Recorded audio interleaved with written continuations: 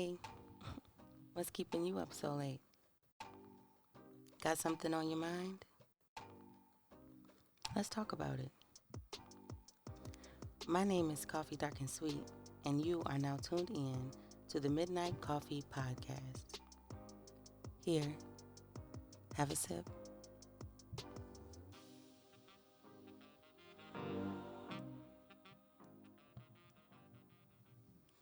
What up, though? Welcome to Midnight Coffee Podcast, your destination for organic conversations that ground us all to our common sources as we ascend to our divine purposes together. My name is Koffee Dark N Sweet. I am your humble host for the evening, mother, artist, multifaceted creative, and I am in Shotcast Network Studios in Detroit with Miss Selena from Selena Co. I'm very excited to have her. Introduce yourself, babe. My name is Selena Parker, and I was born and raised on the east side of Detroit. I am a mother, I'm an herbalist, entrepreneur, and just a creative all around. Nice.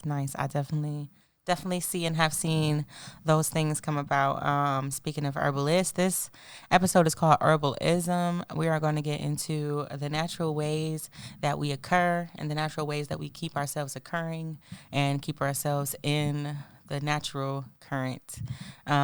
So Selena has a natural skin and body and hair care product called Selena Co. I really want you to get into that if you can, and talk to us about what called you to alchemy. Is that what you consider yourself to be, an alchemist? Oh yes, I think many entrepreneurs are alchemists in a way, taking something and taking nothing and making it into something is like literally what entrepreneurs do.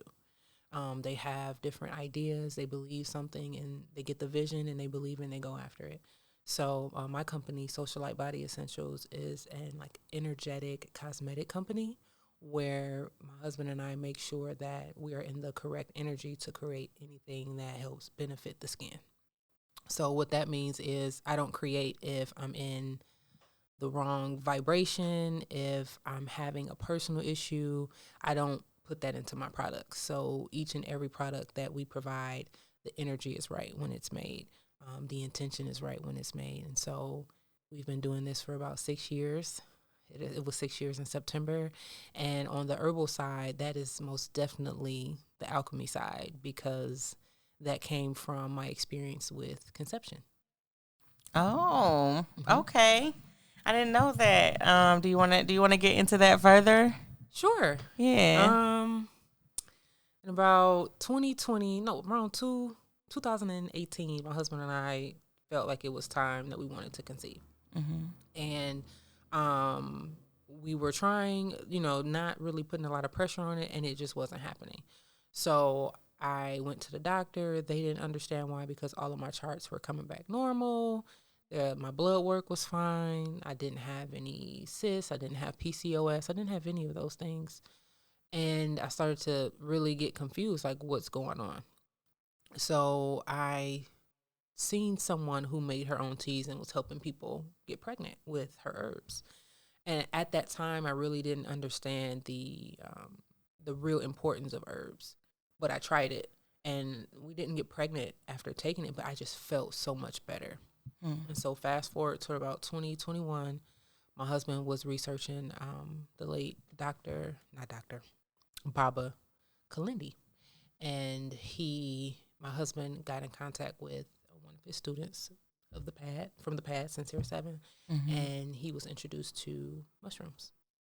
Nice. And so after just spending time at the pad, getting to understand what plant medicine was, fast forward, I experienced plant medicine, and about 3 months later, we got pregnant naturally. That's amazing. That's actually how we met. Yes, through absolutely. the Psychonaut Academy of Detroit. Where Sincere 7 and Faye, wonderful people. Absolutely. I learned a lot in that space as well. As far as opening my mind and and self up to what could possibly be, or what could be possible, let me put it that way, with natural and plant medicine. And a lot of the things that are taboo or people would consider to be, sacrilegious or witchy, for lack of better words, these things are here for a reason and a purpose. And I really learned a lot in that arena, as far as the purpose for certain things and how to use them, because we all, well, not we all, but like I've been mixing shit together, all my life, pretty much, as far as I can remember, trying to make my hair shinier and thicker and not break, and trying to make sure my skin stayed beautiful and bouncy. And these are things I was interested in middle and elementary school. And that was just something I was doing off intuition, right? Right. Which has always been, my kind of my stronghold when it comes to servicing myself and my kids and my community, as far as what to mix with what. And even in for me, it's with food for the most part. I always say, like, oh, God is down in my pots, and he really is. And they call to me, just like when I'm painting. Sometimes I sit down, I don't know, what's going to show up on the canvas, and the canvas literally will speak to me and say, put a tree here, put a cloud here, such and such. And the pot really does the same thing to me and tells me, what to put in there. That's the same with the herbs. Yes. And herbs are one of the biggest healing factors in my personal community, period. There are not many things that can be bought or can be pretty much, period, that can do what herbs can really do. Yes, they're very powerful. Yes, they are very, very powerful. Not only for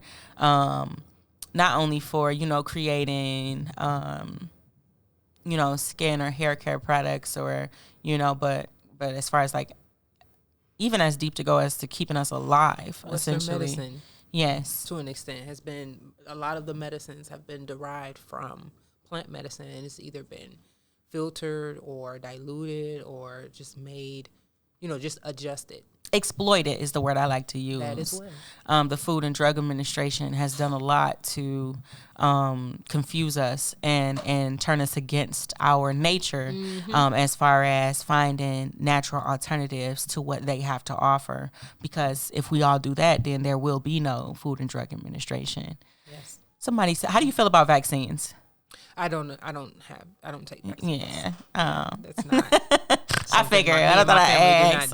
No, I don't remember. I had a flu shot in 2012. I have never. And that was the gotten last thing a I've flu ever. shot.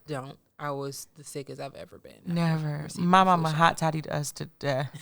And My mom did too. I don't necessarily give my kids hot toddies. For me, it's the black seed oil. Yep. Like, I just, couple drops. All right, whatever's there is gone. Literally the next day. That's something that I learned from Dr. Sabi. I know that I know everything that you know about Dr. Sabi and what he has said. How do you feel about Dr. Sabi in the teachings and things that he has talked about? I think today there's a lot of perspectives, and I think it is wise to take what speaks to you from each person who has mastered their craft. Mm-hmm. It comes difficult when people want to structure their life or change their life in ways just because someone has an opinion about or facts, right, or research. I think there is a benefit to just take each piece and make it your own and Baby see how steps. it speaks. Yeah, and see how it speaks to you. Mm-hmm. And his perspective about mucus really hit home for me. Him and Left Eye, when they spoke about, just the mucus in the body, and when you do your fasting and incorporating fasting on a regular basis, it really helps regenerate your cells. I started off with herbs with sea moss at first. When COVID first hit, my husband and I ended up finding a manufacturer that had really good Irish sea moss straight from St. Lucia. I always get it wrong. And we were really helping a lot of people. Like during COVID, I was really doing drop-offs. I was having people come pick up sea moss because there was a lot of people that were sick. And, of course, they were spitting up mucus, a lot of chest congestion, and just studying Dr. Sabi and how he felt about that. It was like the things that I incorporated and practiced from his knowledge were accurate and spot on. Nice. So I definitely appreciate his knowledge and the gift that he gave the world. I feel like he's being a little bit exploited, maybe. Yes. And the people that are in charge of his, state or knowledge, quote unquote, after his passing have definitely, it's just like God. I feel like people exploit God and disenfranchise God in so many different ways. And unfortunately for us, like you said, we are left with like breadcrumbs of information and these things. But you mentioned earlier, like cell regeneration, and there are certain things that you will hear and they really just feel true, and it's like a cellular knowledge, and it just feels true.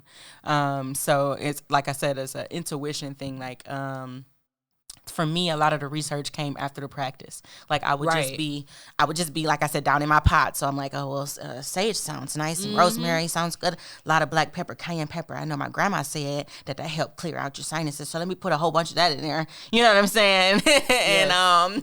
And then the research came afterward. There was a point in time in my life where I took consumption very seriously, and I would not. I consider, my skin, my eyes, my ears, my hair, all of these things to be porous, as in they were consuming just as my mouth was. And I didn't use anything that I could not eat. If I wouldn't eat it, I wouldn't put it on my skin. I wouldn't put it in my hair and all of these things. So that's that. So I started making a lot of like conditioners and shampoos and feminine washes and all this other stuff at home. Fast forward to now, it's like, there were some experiences that I went through that kind of separated me from being able to practice that to the extent that I was. And I really cannot wait to really just like double down and get back into it. But it's just like a diet, you know what I'm saying? And once you practice something for so long and then you kind of go off of it, getting back to it is harder than it was like starting it from the beginning. Yeah. Yes. So and sometimes you get bored. We don't talk about that enough. Sometimes you do something to death and you do get bored, especially if you're a creative mind. Yeah. And that happened to me. I got bored. I almost lost my not lost my company, but it almost just didn't go the way that it's going now because I was being probably ungrateful, but I just got tired of doing it. And I literally just got pushed into it. I didn't grow up saying, hey, I want to have a skincare company. I didn't say that. My great grandmother was an herbalist, but I didn't find that out until meditation because I never met her in person. Like, that's how deep it went. My mother, she, she's an RN, but she didn't use a lot of herbal medicine with us. We always had access to what she brought home, but she also didn't pump us. We had cough syrup, but it wasn't like, she would tell me that her grandmother would go grab some pine needles and boil them on the stove and make them and say, well, Mom, why you didn't do that with us? So it's such a huge gap when Western medicine started to really get popular and really focus on our community with the marketing of it. Like, take this pill and it'll do this, and take this whatever. Or after you have a baby, take this pill to stop your milk because we're going to give you formula so you can go to work. Like, that's what the women of my family experienced. Right. So when I call up, like my both of my grandmothers are still alive, and I will call them. Like, I showed them my home birth video and all of this stuff, and they're like, "Girl, why you didn't go to the hospital?" And I'm like, "So now you feel like an island." Yes, yeah. But it's starting with me, right? And that's where the curses get broken. And I don't want to say like, our mothers were doing the best that they can with what they had. Yeah. And in a life that is so busy, and for especially Black women, we die the most. Especially in childbirth. Yep. Medically, we are the most ignored. We have very high thresholds for pain, and so and it is actually still in some medical dictionaries and this kind of thing that Black people do not feel or experience pain in the same ways that our other demographic counterparts do. And so I had an experience where personally where I was consistently complaining about something to a doctor and ended up losing my baby.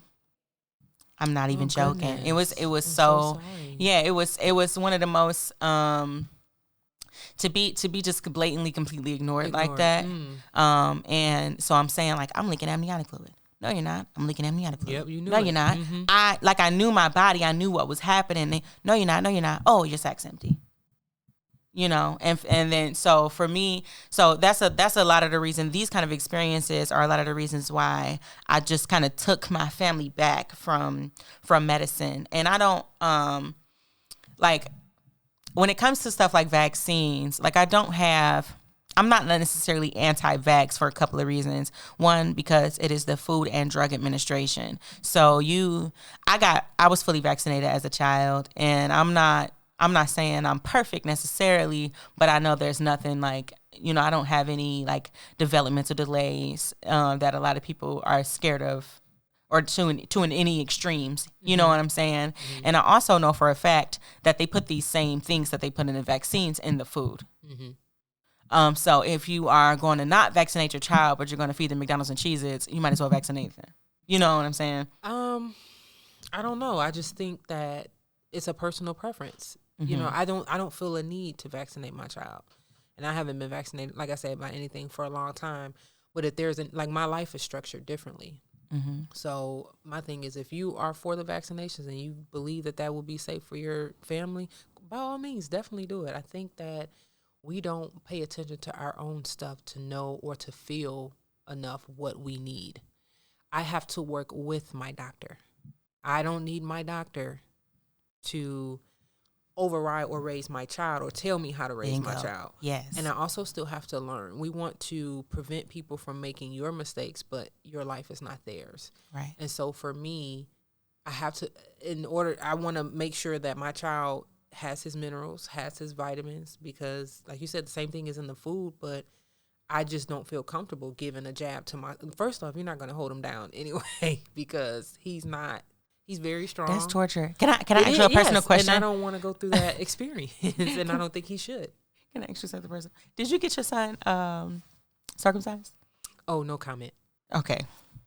I had a whole I used to because the baby that I lost was a son. I had an entire like warrior moment where I was like, I'm not doing that to my baby. I don't care what y'all say. It's unnecessary. I feel like it causes like premature sexual aggression, and all these other things that you don't think about when you like mutilating a child for no apparent reason. Like, would you do the same thing to a female? No, you would not. And then it's like the expectations are 100% different. You expect a female as she grows up and learns her body to keep herself clean enough to avoid, infections and this kind of thing. But for some reason, a man can't, or a young man can't. And I just was like, no, I don't see the reason necessary for that. It was just a huge no for me. In the same way that vaccines were. Unfortunately, we don't make these children by ourselves. So. There are some things that I had to kind of compromise with when it comes to, because if I had it my way, my kids would have been vegan and homeschool. And sometimes it just doesn't work out that way. I listen more than I speak these days because I'm still learning.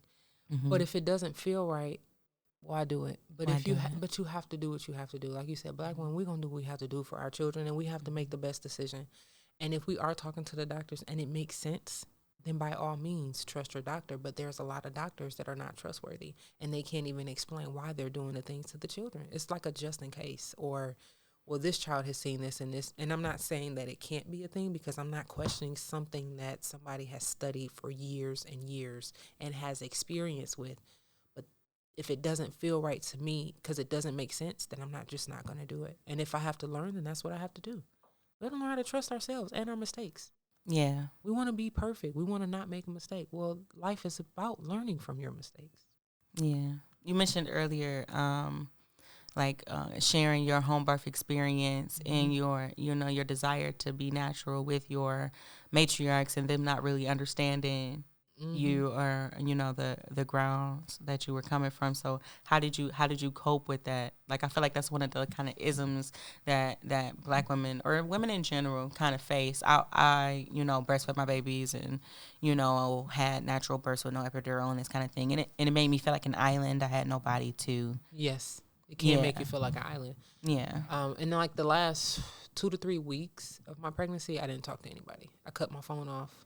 I did not respond to anybody's text messages, phone calls, not even my own mother, because I needed meditation time. I needed to make sure I was bonded even closely with my husband to make sure we're on the same page to know what we're doing. We didn't even have a plan B. We didn't have a doctor to go to. We just said we're gonna have them at home, and that's exactly what happened. That's beautiful. 0 complications. It feels like yesterday, but it was such a turning point in my growth, and the pain and the elevation at the same time was something I was just like, wow, we really have power. And we psych ourselves out. Okay. We psych ourselves out before we even get to use it or see it because of the negative talk, the misunderstanding of other people. So it was kind of like, oh, grandma. I came out feeling like a little warrior, and she looking at me like, girl, why you do that? And I'm like, because, back in the day, that's what they used to do. My great grandmother had 12 children, well, 11. So, I'm like, I'm sure she had quite a few without medical intervention. And like I said, it skipped a generation. After we had all this power, it was just kind of felt like diluted with medicine. Western there was practices. No good balance in it. Yeah. Like, here, you have this power to do this, but this can happen. And so that education component just was like null and void. Just go to the hospital, do this. There's so much miseducation, especially when it comes to Black women in childbirth. Because of, like I said, we cannot forget, we are not so much very far removed from racism to the point where especially not to the point where we're talking about doctors. So doctor and study kind of go hand in hand. The indoctrination of what Black women can feel and experience and how they give birth, and it wasn't less than 60 years ago. They were literally cutting us up and boiling us and this kind of thing and dismembering us. So we cannot forget that this is a part of the isms that go into being natural and the separation of us from our natural selves, that including things that kind of encapsulated all women, like the witch trials and this kind of thing. So I was I was recently persecuted for for a Facebook post not too long ago where I said, the groceries were so expensive because people were shopping in the wrong aisles. Pretty much, fruits and vegetables are pretty much the cheapest thing that you can get in the grocery store, and they are the best for you. And when you only shop at the local grocery stores, they intentionally hike the prices of fruit and vegetables up to make you believe that your health is unaffordable. So this is, and people attacked me. When I say attacked me, really, child, they read me from here to yesterday to tomorrow. Like, bitch, stay in your own grocery basket. Like, it was bad. Oh wow. I was like, they gave it to you. They really did. And then, so I'm like, okay. But that's your experience. If you went to the grocery store and saw that, it was like I literally just repeated the same thing that my mind told myself. Like, okay, like, it's really not that expensive. You're just buying the wrong stuff. Like, a box of cheese is $4, but a bag of apples is $3. A bag of apples is about $5. Now. Yeah, it's expensive. Now, at the time, Honey Crisps were on $7.99 a pound at Kroger. They expensive, yes. Everything is expensive right now, and I know that. And I didn't want to necessarily take away from that. But I just noticed that the less like processed and frozen food I had in my basket, the more fruits and vegetables. I had more food for the same amount of money. I'm not saying it was less expensive necessarily. I'm saying that I had more food. Like, for the same amount of money. Yes. So there's no difference. It wasn't any difference. And then I'm like, okay, so I'll prove it. And I got to pretty much breaking down the cost per serving of different things, of fresh produce, fresh meat, and this kind of thing. And then I started sharing recipes like healing soups and this kind of thing, and how to use your vegetable and fruit waste to make other things. And my friend was like, if it was the 1800s, you'd probably be burned at the stake. And it just brought everything kind of into perspective, how I'm so grateful that I was born in the time that I am, because when we talk about like how our moms and the people, aunties and our matriarchs that we most recently come from used a lot of Western practices and this kind of thing. While my mom never really, like, she never overreacted to any kind of sickness or whatever. She just, or bump or bruise, she was just like, okay, Band-Aids and hot toddies, She also, bought cough syrup and relied on these kind of things to get us through, Tussin. The Tussin, Father John, 666, cod liver oil, these kind Buckley's. of things. The torture. So many days. Yeah. I would have preferred some spearmint tea, or echinacea. Yes. But yeah, my mom, she still swears by echinacea and these kind of things. So she's kind of like she's always been kind of mixed, which I loved. I got to see her really practice a lot of different things, both spiritually and medicinally, as well as incorporate, the Western convenient kind of medicines and practices. So if I can't or don't have the time or energy to make or seek black seed oil, I know Father John also does the same kind of trick. You know what I'm saying? So it's that's that well-roundedness. Yeah. But that's also the balance. A lot of people want to only be vegan, not put a speck of anything on their bodies or in their bodies, because what? Like, what are we really doing? Are we trying to outrun our fears? Are we trying to live until 200? Like, what are we doing? Are we really trying to separate ourselves from the majority? Which is a trick of the enemy. Some maybe, but a lot of people have fear of dying as well. So they think that if they make these decisions about their health, they'll avoid it. No. You got one life to live. It's about finding the balance. If you're if you're getting your nails done, if you're getting facials that use chemicals, if you're getting weaves all the time and using all of the glues and the makeups, the all of these additives, and then the perfumey soaps constantly, you're not taking a break, you're going to keep your body into chaos. And let's not talk about stress. We are not talking about stress enough. Not speaking your truth, holding on to all of this emotional energy that doesn't serve you. We don't know how to release. We don't know how to have a cup of tea and sit down, because it's always something to do. And the time that I am in my life, I don't want to say I'm a hustler, but I've always... You a Detroit girl. We does this. If I have something to do, I'm just going to take care of it. Yes. That's just me. I just do it. And a lot of times my husband be like, girl, what you going to do now? Because it's like, I don't sit down. But this time I am sitting down, because not sitting down to stop, but to enjoy the herbs. I'm not trying to be America's next top herbalist. I'm just trying to make sure my family's straight, my friends are cool, to have a resource. I've always been a resource, whether it's being creative. Oh, Selena, I need to run something by you. Or I sold Mary Kay, focusing on the skin. They have great products, actually. I just started making my own.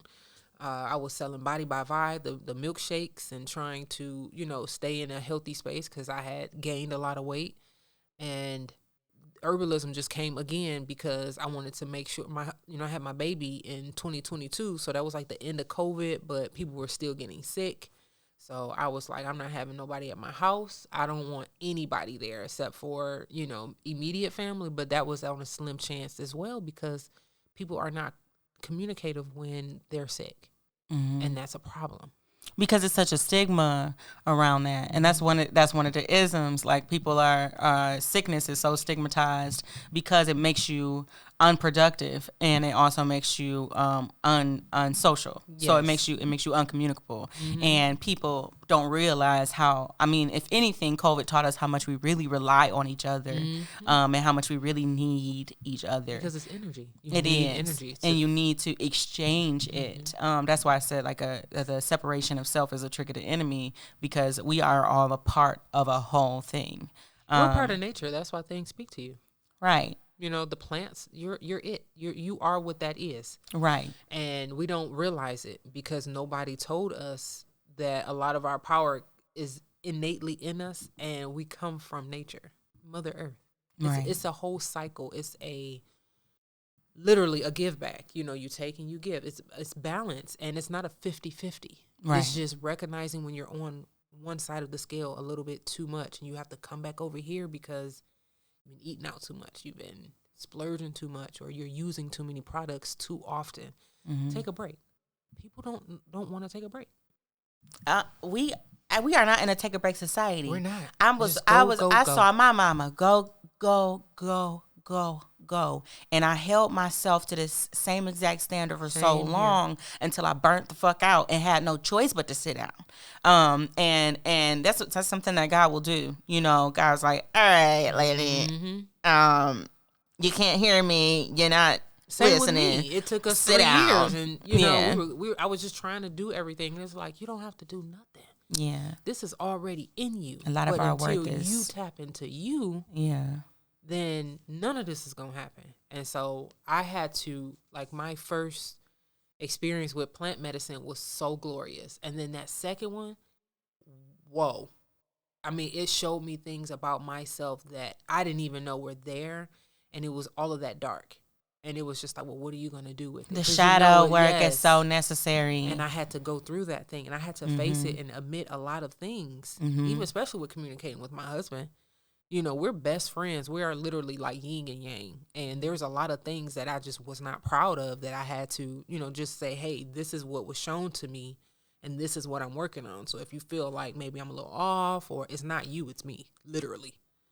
So the problem is nobody is seeing their own shit. And because we're scared of it. Ashamed of it. Or ashamed of it. Shame serves literally no purpose. And it's so ingrained into us in our culture to shame each other for certain things. And talk about people. Yes. And it serves literally no purpose. There is no real reason for shame. So if anybody, whoever is listening to this, if you don't leave here with nothing else, I need you to know there is no purpose. No, shame is literally a trick of the enemy. There is no fruitful purpose of shame. It is literally poison, and there is no reason for it. If somebody in yourself or in your community is going through something that you feel like maybe they shouldn't be, or maybe you would have done something different, that is an opportunity for you to show up in service of them, and not to put them down or isolate them, because that will send them further into darkness, and that will send you further into darkness if that is something that you are experiencing within yourself. So I really, and a lot of us, especially in situations where we are experiencing something that would seemingly be positive, like coming into our truth and ourself in plant medicine and in natural remedies and natural childbirth and breastfeeding. There was a lot of shame for myself personally tied to the fact that I thought that I could go and just have a baby, and they're like, oh, you saying all that now, but once you get in there, it's going to be totally different, and blah, blah, blah, blah. And so I carried these things with me through and into childbirth. And it did, in my opinion, just exacerbate my pain, and just really highlight, at that point I had fear, just like ingrained in me as far as what I could expect to experience. And it didn't serve a positive purpose. So separate yourself from that shame, and know that your truth is that everything around you is a product. You are a product of all of those things. And also don't be ashamed if you are, vaccinating your child or circumcising your son, or, practicing Western medicine or whatever it is that you do. Just keep in mind that there are alternatives. in both ways, because a lot of us, like you said, people who are strictly vegan or people who strictly follow this specific lifestyle or diet, you know, put a lot of stress on ourselves to perform. I need y'all to really understand that perform word, because it that's exactly what it is. It's performative and it's not natural. So take the road, you know, the easiest road, and really grace yourself and give yourself, you know, space and room to discover and incorporate and, you know, live and breathe and be. You mentioned meditation. I know for me, meditation plays and has played such a huge role in literally everything that is me, and especially, like I said, my intuition that I tap into when I meditate, when I pray, and these kind of things. What you know, level of, I know it has its importance to you because you mentioned it several times, but like, what kind of role does it play for real in what it is that you're doing?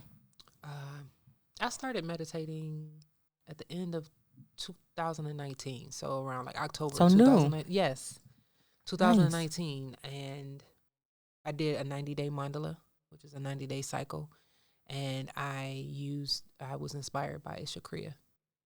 Say it again. Ishakriya.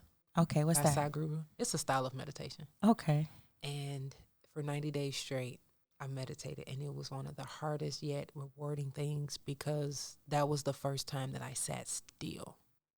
I have been moving for a long time. And just to give you a background, like, my grandparents were huge in my upbringing, and so they were church folk. And back then, you know, they printed bulletins about the sick and shut in, who, you know, what church members were sick or in a nursing home. So my grandparents would go and bring meals, or they would go and clean up after church and take my brother and I with them while they would help people who couldn't help themselves. And so that has always just kind of been ingrained in me. And my mom has been a nurse since like the age of 12. So she's seen a lot of death. She's a chronic caretaker, literally. And for me, I'm like a baby version of that. And so I was always doing something, always taking care of people or just helping, you know, because I've had a village my entire life. So you want to be that's one. Right. I want to be able to help if I can. I am not trying to take on the world, but that's the type of work I do behind the scenes. So I had to stop in 2019 because I wasn't really clear on who I was and what I was doing. And for 90 days straight, I meditated once a day, every single day. And I saw my life. I saw me. I heard myself. And it was just monumental. So I had more direction because I was clear on me. And I fought through those hard times of sitting still. Your mind is busy. Like, that's the purpose of it. And I really just got calmer. As a child, I didn't feel like I was protected. So I was kind of not the black sheep of the family, but I was misunderstood a lot because I am intense, because I can feel things differently. And I didn't, Same, like, literally. And that wasn't always embraced. And then I had a lot of questions growing up, like, why do y'all do that? Or, you know, and then I'm literal. When my parents said, hey, don't do this, I didn't do it. If you tell me not to do something, I won't. If you tell me to do something, which seems like that's a huge part of what you do in general, is practice obedience. So you get a lot of direction, downloads, or, you know, from the sources that you can find, and then you just follow through and be obedient in them. And that's very hard sometimes. Oh my God, it can seem very weird to people, and they be like, "What?" And I'm like, I'm just the messenger here. And later down the line, it ends up being all right or true. I loved like, you know, I got to a certain age and I saw like my mom and sisters and brothers, and they were practicing, you know. At one point I didn't eat like grains or sugar or anything, and I was like, oh, you know, try this and don't eat that, and try this and don't eat that, and now they're all doing it, and I'm like, that's good, nice. Because they see the work in you. They see how it's working for you. But I try to tell people it's all about, like, you can have those things, it's just you can't always have it. And that's the problem, is there's no balance. Like, recently, if I feel like, okay, I'm a little stopped up, so then now I'm going to incorporate an all fruit for a week or two, or more fruit than meat, or just no meat for a few months. Like, I don't eat pork. I haven't eaten pork in I don't eat 3 or pork 4 either. years. Yeah. I don't miss That's bacon. a hard pass for me. Yeah, like, Yeah. no, I'm straight. Yeah. Now, have I probably had something like in a processed food? Maybe, but it's not throwing up my blood pressure. Like, there's ways that you can still, like, you can't get away from everything. They have make it so pig fat is in makeup. You know what I'm saying? And like, it's it's in everywhere. It's hard to avoid. It's hard to avoid. And I'm not saying that you should just go and splurge, but it's about paying attention.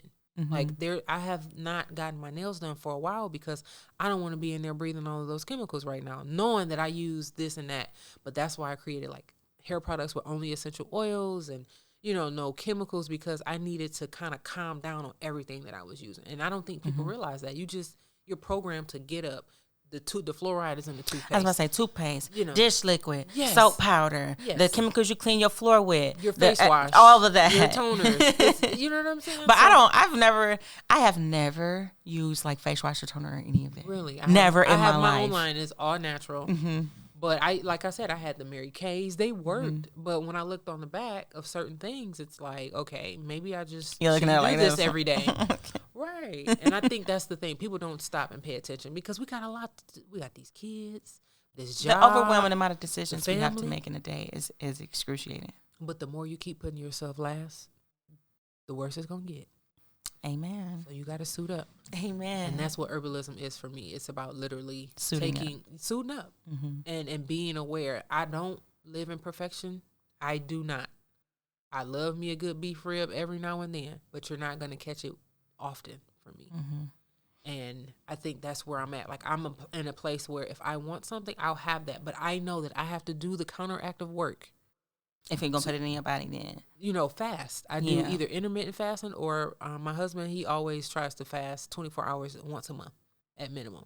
You know, and we don't think about it that. We just think, oh, we have to fast. I'm not going to be able to have any food. We keep thinking about that versus the benefit versus what you're counteracting because you just put in all of this food the night before at 9 p.m. You wonder why you're not pooping. It's the not pooping for me. Because, I mean, you know, especially as women, like, I get a lot of people who cannot poop. Really? They're stopped up. Or either I'm not surprised, actually. I'm not surprised. Yeah, I mean, because we it's hard eat a lot of what we have offered to eat is I was just talking about this with Whisper. It's inanimate objects. So I'm like, he's like, oh yeah, I'm not about to eat no inanimate objects. And when he said it, the first thing I thought about was Cheez-Its. I haven't. You and Cheez-Its. I'm like, I don't know. I'm beefing with Cheez-Its, but I'm like, it's such a like a go-to example. You know what I'm saying? It was like something that's processed and like not really what it claims to be. No, like literally no nutritional value. Yes. And I'm like, okay, but break it down. And he was like, it's most of the food we eat, like meat or fruit and vegetables. If you sit it out for a while, it will change. It will become something else. Yes. If you put it in the ground, it will in your become body. something else. If you put it in your body, it will become something else. You put a cheese in your body. It's gonna come out of cheese it. But surprisingly enough, the same thing happens with corn, which is supposedly no matter how many times you chew it, it's whole. It is whole kernel. A line in a poem of mine about that. Like, we just like corn, you know what I'm saying? No matter what you do, we gonna come out whole. But for real, like, so it's subtle stuff like that. That if you notice it, if you paying attention and you notice it, that's where and herbalism. It seems like it's such a huge thing, and it's a whole lifestyle change and all these other things. It really just means that you are paying attention. It is, because I didn't find out about herbs until 35. I was really like way much older. I didn't realize this at a young age. And then thinking about all of the, you know, residents of like England and, you know, Britain, they've been having tea for centuries. The Queen died at how old? 99? Some of them. You know, like some of them. It's been around. It's been around. Way past the life. So it's just about really coming home to your body. Yeah. Because when you come home, how can you not find the herbs? I don't understand that. That's an amazing way to put it. Yeah. It's crazy because for me, I swear since I was a child, it's always been just like an intuitive thing. It's just like, oh, we'll mix this and that together. And I swear I was like, and I was putting it in all my friends' hair, and they really trusted me, and I was putting stuff all over people's faces, and it worked. I never, like I said, I never used like toner or like face wash. I still don't put soap on my face like for any reason whatsoever, unless well, still even not soap. Like I will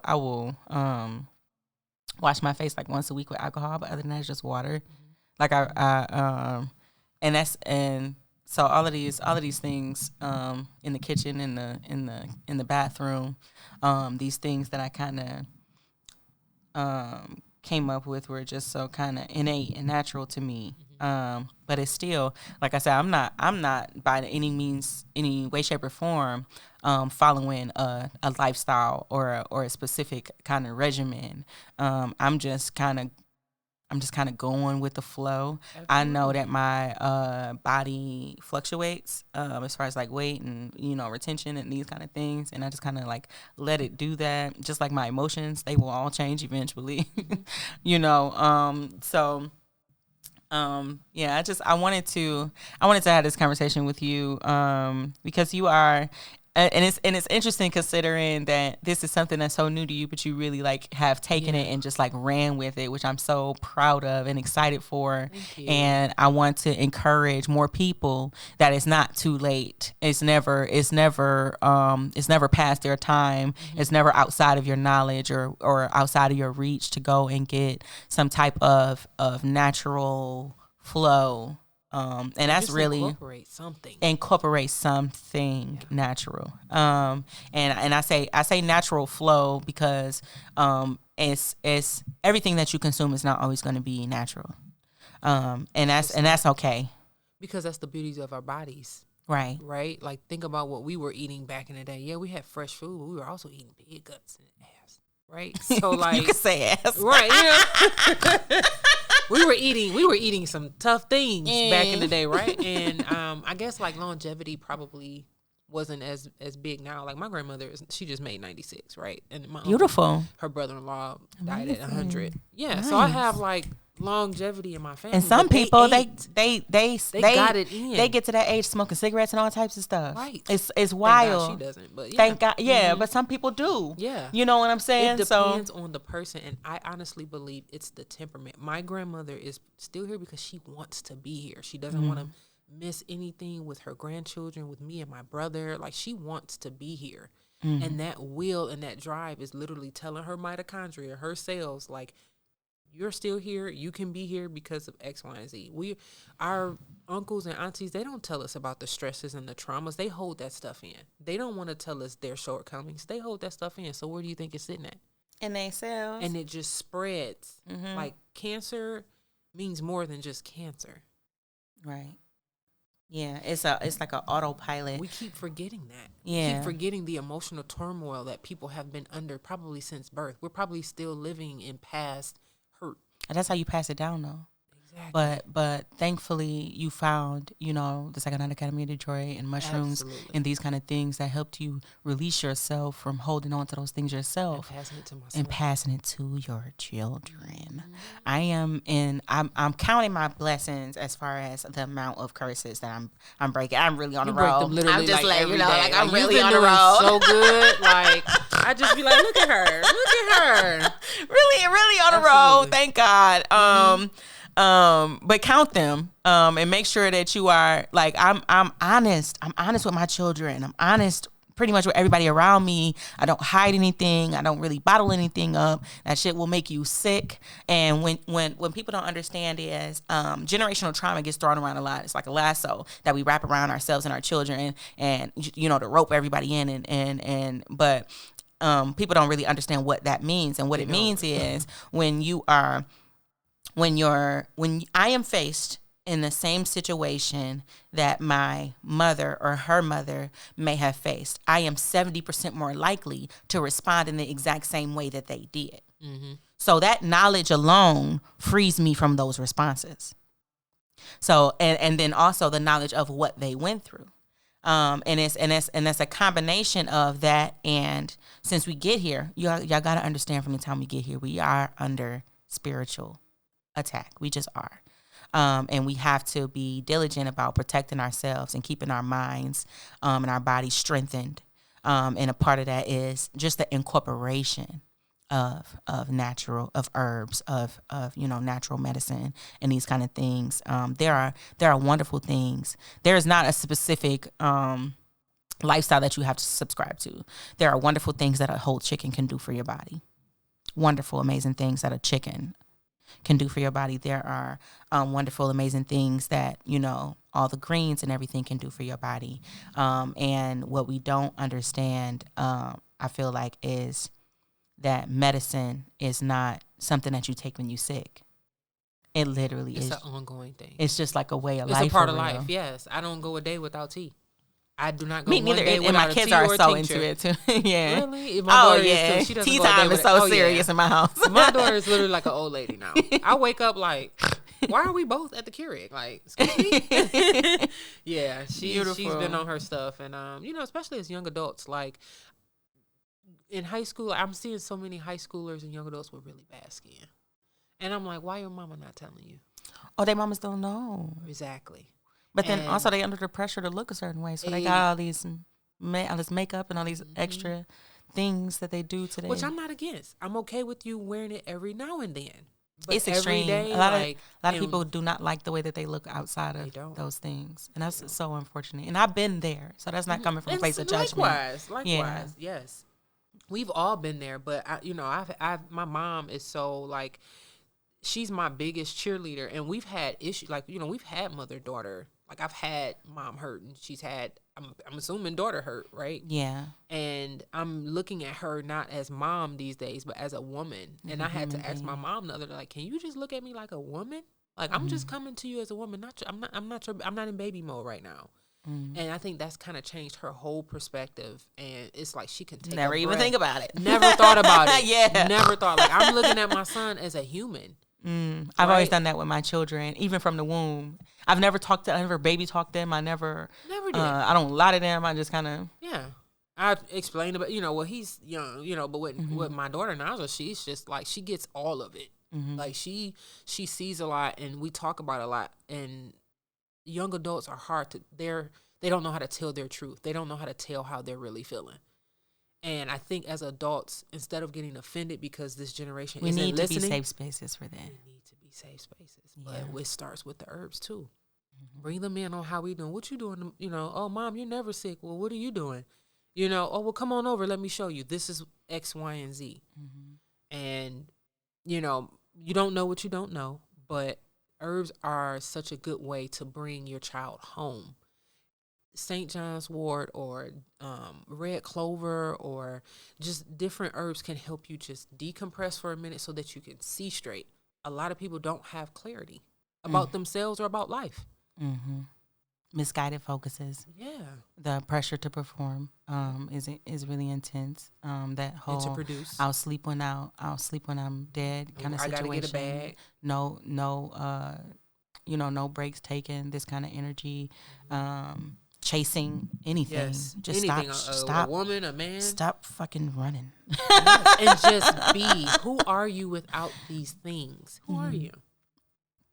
A lot of people can't answer that question. I wanted to ask you, as we wrap up, I want to know what is next for Socialite Body Essentials.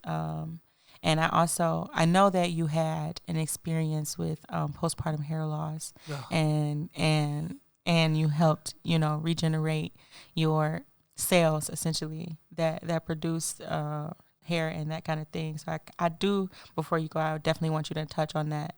And then what are some staples in your home that you just kind of have around that help keep you in your natural flow? That's loaded. So I had my son April of 2022. By August 2022, I didn't have a ceiling. I had already had like a thinning bald spot because it's hereditary. Okay. So that's what I thought. Like, okay, well, my mom has it. My dad had it. My brother is bald. we all got the. So you kind of just succumbed. I just was like, okay, but it was just thin. It wasn't gone. So this morning on August, I was doing a wash and go, and I had 2 handfuls of hair. And it was absolutely heartbreaking. Devastating. You can see my scalp from across the street. And I lost. If y'all can see her scalp right now, you would never even believe that was true. I am so proud of you and so happy for you. Keep going. And so I forgot. I didn't catch it in time, but I know it was by design because I was supposed to lose my hair so I can help others who have experienced these things to at least evaluate what you're doing, what you're not putting in your body. So upon my research, I realized that a lot of postpartum hair loss is because of of course, the hormones are trying to readjust, but the drastic change in estrogen. So I started drinking red clover tea, milk thistle, just different estrogen promoting These are the herbs. same things that help you produce milk. Yes, and they help your liver as well. Nice. Nettle. So it's just, we really have to get that blood flowing and pumping. You have to have your iron. We are almost all of us, no, a lot of us are iron deficient. I don't know if you had the pleasure of meeting the late Chief Nighthawk Tellis, but one day he had saw me on live and he sent me a message. It was like, you need iron. And he was right. Beautiful. And from there, it was just researching. So around 3 months, my edges had started growing back. So I was like, okay, cool. So I was like, well, if I'm drinking this tea, I feel like I could put the tea on my hair. So I was looking at all these waters that people were making. I'm like, well, it's just water. People can do that at home. And my husband, who's my biggest cheerleader, and my mom, they were just like, girl, you need to, because they were seeing it, like, how is it growing back so fast? I thought it was gone. I thought, I was going to I told my mom, I'm about to just cut it off and wear wigs. And she was like, girl, just give it some time. Don't cut it yet. And I'm like, Mom, I can't come out in public with my ceiling missing. And in about 3 months, the tea that I was drinking was growing it back, and I ended up just starting to put it on my hair every day. And I was like, well, maybe I can do an infusion and make it into an oil. And it just was like layers on layers on layers. And so fast forward, we got a whole hair growth line. I was on national television on Fox 2, and the hair stuff flew. I went to talk about skin, and the hair stuff. Your own personal testimony is so strong and beautiful. Yeah. Yeah. And it literally happened. Like, I go back to my journal entries, like, wow, this really did happen.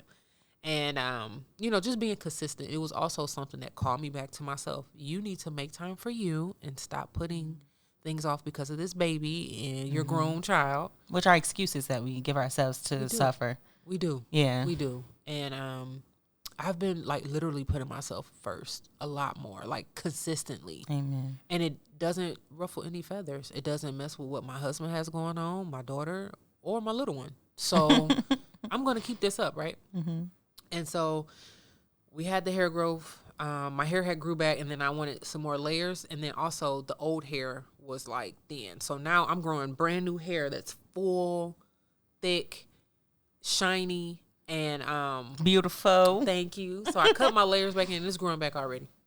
Literally. And it's all herbs. There's only essential oils in it. I don't have any chemicals or a lot of the stuff. And when I realized that when you look on the back of these hair products, they're herbs. They're just diluted. So the next time you pick up a hair product, read the ingredients. Most of them are herbs. Aloe vera, shea butter, castor oil, coconut oil, but it's diluted so that it can be preserved. And so I think when you have a handmade product, those are really, there's a lot of my fellow entrepreneurs, they have really good stuff because it's potent.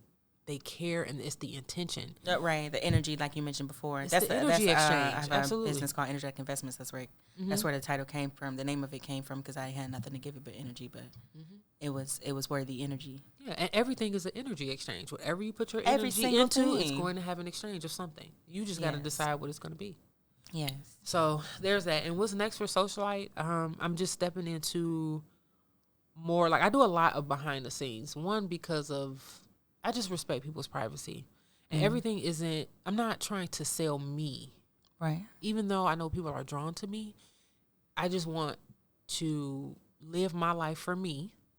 And it allows you to be open to a new perspective so that it helps you grow. And that's what I want my customers to do. You can see me making these things, you can try them and they really work for you, but I want a light bulb to go off to say, hey, I need these things for me, and she seems to be going in a certain way for her. So this seems to be working for her. So let me see, let me pause and see what I need to do. And that's just it. And it's gonna, like, I'm gonna pop. So like education. Yeah. You think just I'm listening to you now, and I've learned so much just in this this short conversation that I can incorporate like milk thistle and the other one, what was it? Red clover. Red clover. It's really good for menopause. I'm like, there was a color. Yes, I'm not gonna forget red those raspberry things. as well, but red clover is really, really good, especially for menopause and hot flashes. Nice. Yeah. Nice. And what are outside of so we got milk thistle, we got red clover. Yeah. What are some other herbs that you just keep kind of handy in your repertoire to every service morning, your family? Okay. Well, every morning, like I said, I am an intense person. I'm not emotionally irresponsible, but I feel things differently, so I have to either explain or ask questions for clarity.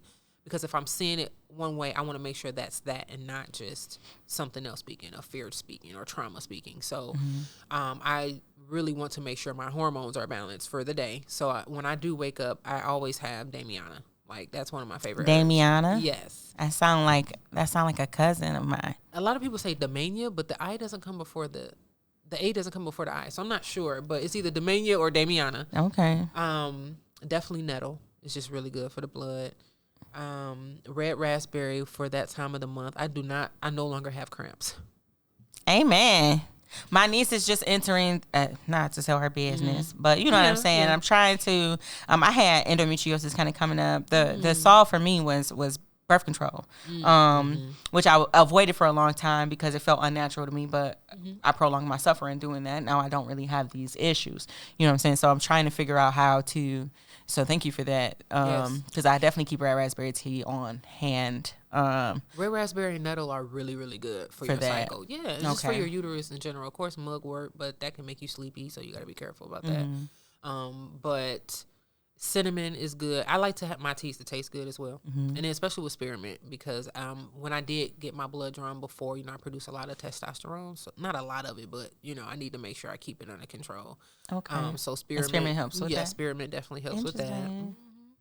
And because I usually have my blood cleaner, but I don't have anything really going on. But burdock root, that is like end all be all. It'll help filter out impurities from your blood. It helps if you're sick.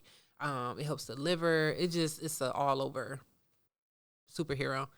And of course, sarsaparilla, which is the highest plant-based iron. But I try not to do too much of that because I have liquid iron that I take. Okay. Because it has the B vitamins to activate iron. So like a lot of things go. B vitamins make me hyper. Really? Yeah. Nothing makes me hyper.